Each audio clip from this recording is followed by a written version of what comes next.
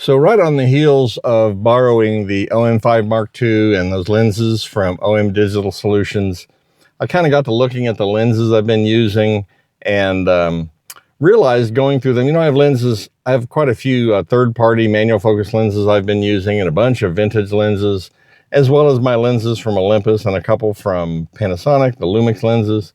And, they're all great lenses in their own way, but there's one lens that I use a lot and really I haven't talked about much for some reason. This lens I did a video about, about 3 years ago when I got it, and I've shown it in a couple of videos about macro, but this is the 30mm macro, f3.5 from Olympus. Now, OM Digital Solutions still sells this lens, and it's really a unique lens in that it's a great macro lens, but this lens has other uses as well. So, it's like I said, it's 30mm, which is a 60mm equivalent, f3.5 maximum aperture. It's got 1.25x magnification. So when you're up close and you're at maximum magnification, the image on the sensor is 1.25 times larger than the original subject, whatever you're taking a picture of. And with the crop factor, that means in your final image, print or whatever you do with your image, the subject, basically is at 2.5x magnification. So you get a lot of magnification from this lens. You can really get some close-up detail. And so as a macro lens, it's a lot of fun. Got a 40-degree, field of view. This is movie and stills compatible, so you can shoot. Kind of a fun thing to do is shoot video of bugs and stuff relatively close. I did some on some ants, and it's kind of fascinating. You can actually shoot video with this thing.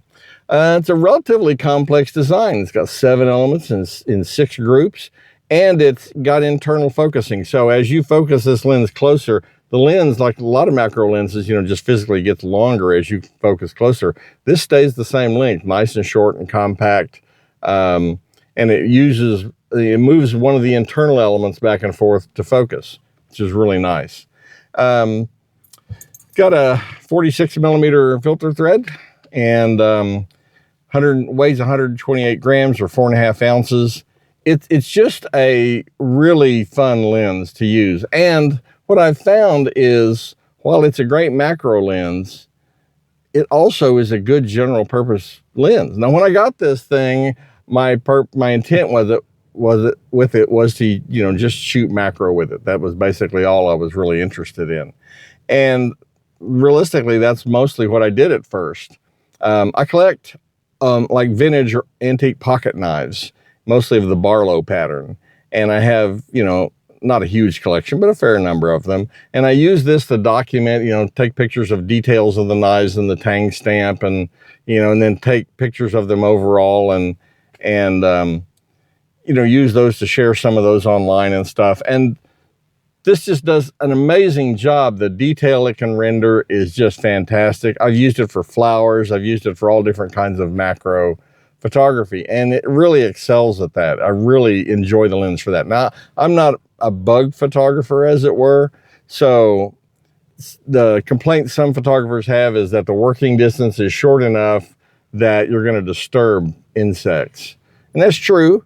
And so if you're into shooting insects, a 60 or a 90mm macro lens is going to, keep your working distance further away from the insect. But it's not something I'm that typically, inclined to do. So I don't mind the short working distance in most cases.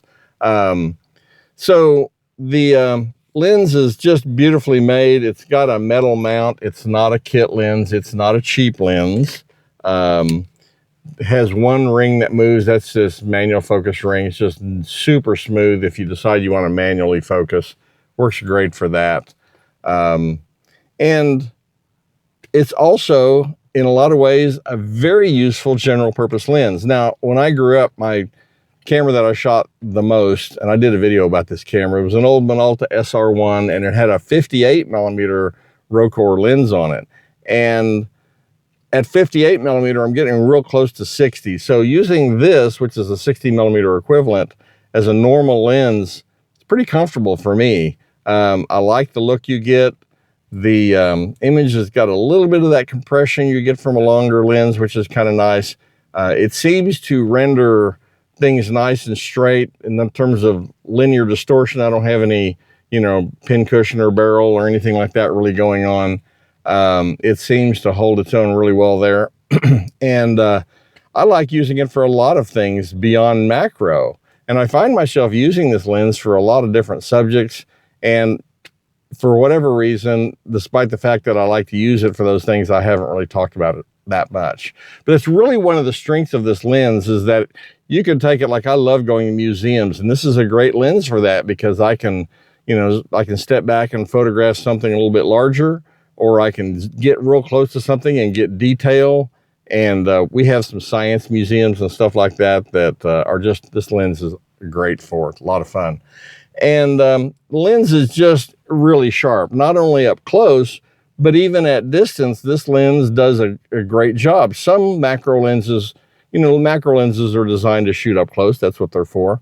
But so some of them don't necessarily perform that well at a distance. This seems to do really well. I can shoot pictures of, you know, things at a distance, buildings, landscape type stuff, and the image quality is just fantastic.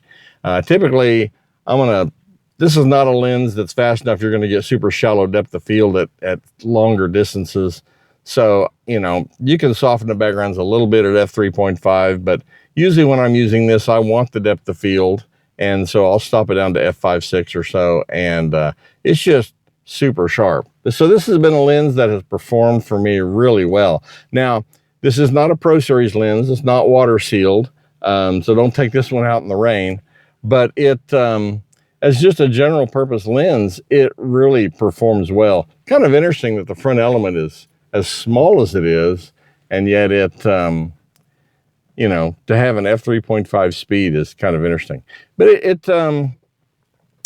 it's just been a lot of fun to use. I really enjoy using this lens.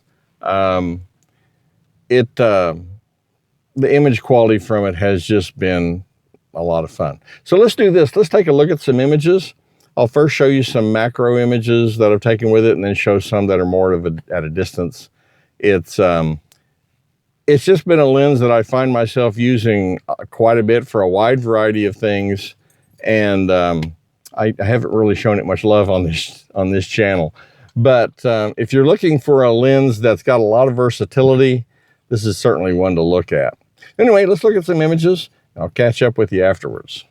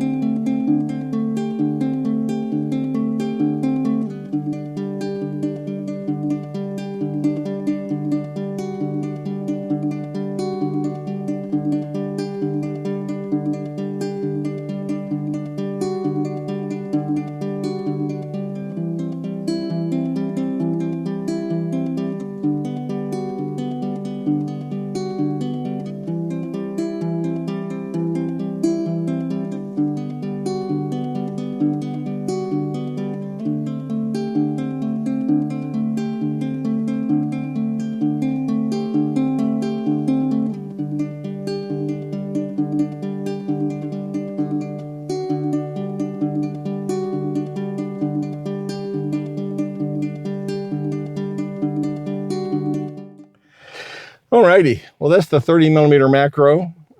This one's Olympus. The new one's, of course, OM Digital Solutions.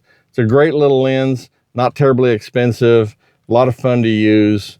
And if you want a lens that can get you up close when you need to, or even be used as something of a normal lens, this is definitely one to look at. It's just a lot of fun.